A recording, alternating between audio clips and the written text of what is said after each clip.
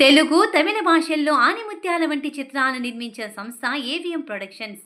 ఎన్టీఆర్ గారు, ఏఎన్ఆర్ గారు, కృష్ణ గారు, శోభన్ బాబు గారు, చిరంజీవి గారు ఇలా తెలుగులో అప్పటి అగ్ర కథానాయకులందరితోనూ ఈ సంస్థ చిత్రాలను నిర్మించింది.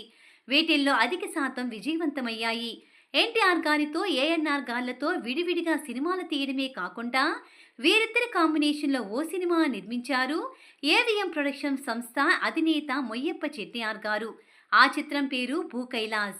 ఎన్టీఆర్ గారు తొలిసారిగా రావణ పాత్రను పోషించింది ఈ చిత్రంలోనే.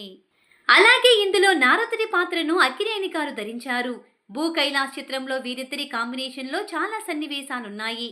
సెట్లో ఒకరి కంటే మరొకరు ముందు ఉండాలని వీరిద్దరూ పోటీ పడేవారు. అందరికంటే ముందు హీరోలు సెట్లో ఉండటంతో యూనిట్ సభ్యులు అలర్టయ్యేవారు.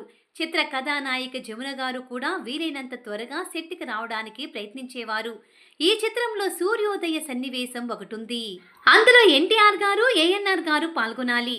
అందుకే చిత్ర దర్శకుడు కె శంకర్ గారు ముందు రోజు సాయంత్రం ఈ అగ్ర నటులిద్దరి దగ్గరికి వెళ్ళి, రేపు ఉదయం సూర్యోదయ సన్నివేశాన్ని మీ ఇద్దరి మీద బీచ్లో చిత్రీకరించడానికి ప్లాన్ చేశాం. మీరిద్దరూ ఉదయం 5 గంటలకల్లా స్పాట్లో ఉంటే 1 గంట, గంటన్నర సమయంలో ఆ షాట్స్ తీసేసుకుని రావచ్చని చెప్పారు. దర్శకుడు చెబితే ఇక తిరిగేముంది, ఓకే అలాగే వస్తాం, మీరు ఏర్పాట్లు చేసుకోండని చెప్పారు హీరోలిద్దరూ. అది సోషల్ సినిమా కాదు కదా, అందుకే రోజు లేచే సమయానికంటే ముందు లేచి మేకప్తో సిద్ధమై 5 గంటలకల్లా బీచ్కి చేరుకున్నారు ఎన్టీఆర్ గారు, ఏఎన్ఆర్ గారు. కానీ ఆశ్చర్యం, అక్కడ షూటింగ్కి సంబంధించిన వాళ్ళు ఎవరూ లేరు. పొరపాటున వేరే ప్రదేశానికి వచ్చామా అని హీరోలిద్దరూ మొదట సందేహించినా తమకు చెప్పిన ప్రదేశం ఇదేనని నిర్ధారించుకున్నారు.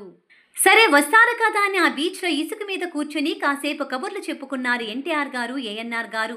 6 దాటింది. అయినా యూనిట్ సభ్యుల అలికిడి లేదు. ఎక్కడో తేడా జరిగి ఉంటుందనుకుని ఇక ఇంటికి వెళ్ళడానికి ఎన్టీఆర్ గారు, ఏఎన్ఆర్ గారు సిద్ధమయ్యేసరికి దర్శకుడు శంకర్ గారు కారులో అక్కడికి వచ్చారు. మేకప్తో సిద్ధంగా ఉన్న ఎన్టీఆర్ గారు, ఏఎన్ఆర్ గారులను చూడగానే ఆయన వణికిపోయారు. కారులో నుంచి ఒక్కసారిగా కిందకు దూకేసి వాళ్ళ కాళ్ళ మీద పడ్డారు. పొరపాటయ్యింది, క్షమించమని బతిమాలాడారు. అగ్ర హీరోలు ఆగ్రహించకపోవడంతో ఆ తర్వాత కొద్దిసేపటికి భూ కైలాస్ షూటింగ్ మొదలయ్యింది. అదండి అప్పటి సంగతి.